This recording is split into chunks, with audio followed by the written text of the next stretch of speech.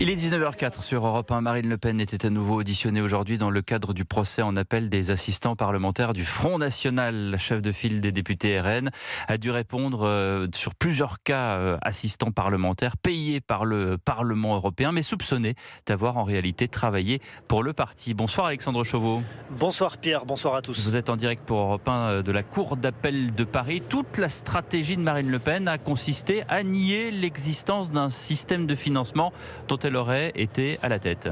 Oui, absolument, elle l'a dit et répété, et cela revêt une importance cruciale pour elle parce que cela ferait tomber l'accusation qui la présente comme la tête pensante de ce prétendu système.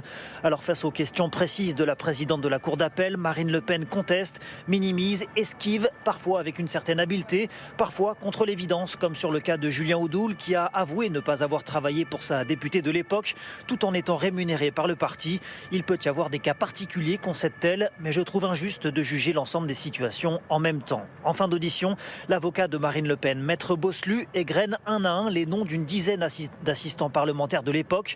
Les connaissez-vous demande-t-il à sa cliente, qui répond par la négative. L'objectif, démontrer qu'elle a laissé aux eurodéputés de son parti une totale liberté dans le recrutement de leurs assistants et donc qu'elle n'a pas pu organiser un quelconque système pour financer le FN avec l'argent du Parlement européen.